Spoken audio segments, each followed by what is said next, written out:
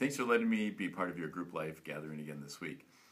On Sunday, we were talking about This Is Your Starfish, and basically it's talking about the fact that your life matters. It's the differences that we can make and God wants us to make in the world.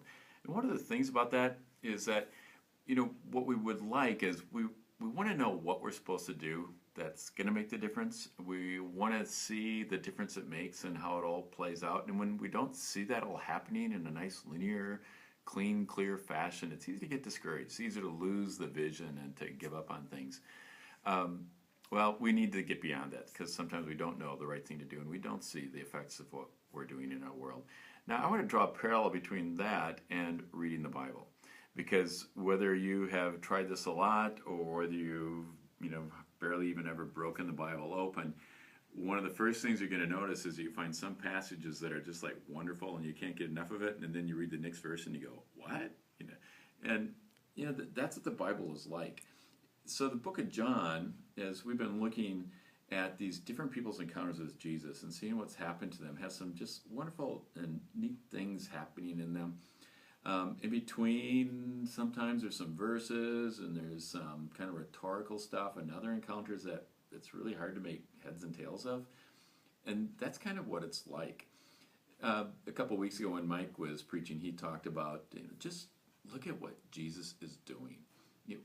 What is he about? And the big picture and the whole story of his life and the whole Gospel of John, for instance.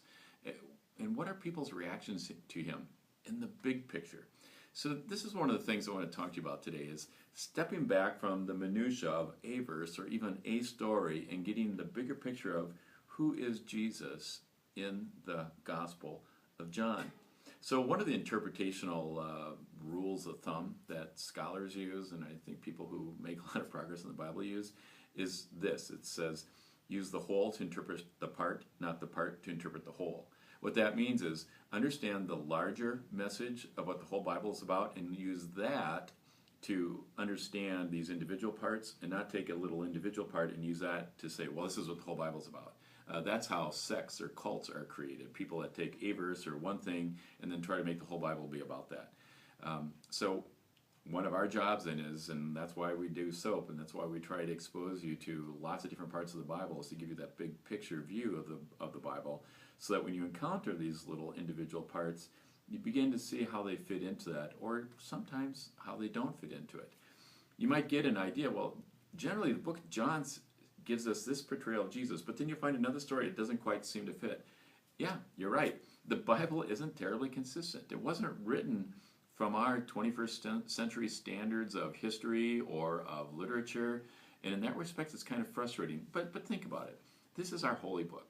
And what kind of holy book do you want? Do you want a holy manual that just tells you what you're supposed to do? Or do you maybe value the fact that this book is this compilation of people's experiences, encounters with God that maybe aren't overthought that much, but are laid out there, and God says, I don't have any quick answers for you. I don't have like a prescription of what you're supposed to do, and now you're one of my great people. What I want you to do is I want you to live with this stuff. I want you to wrestle with this stuff and discover who I am and discover who you are in relationship to me through this. And yeah, sometimes you're not going to understand very well, and sometimes you're going to argue with someone else who reads it differently, and that's frankly how I put this world together. That's good. It's okay. I think that is something that we can do. So as you're reading the S.O.A.P readings, for instance, you're going to find stuff that you really like, and then you're going to find stuff that you're not quite sure about. In the columns in my Bible, when I read the Bible, I always have a pencil, and I mark it up a lot. I write a lot of things. But one of the most common things you're going to find in the columns, in the margins, are question marks. Like, huh? What's that about? I don't get this. And what I do is, so if I'm doing S.O.A.P and I read that and I really don't have a question, I'll probably put a bullet point saying, I did not get this verse and this is why. I mean, it really bothered me that Jesus, somehow, like in chapter 13, you can be reading, knew that Judas was going to be betraying him, and kind of almost, it sounds like he almost picked him to betray him or something. And, I don't get that right now. And that's okay. So note it and move on.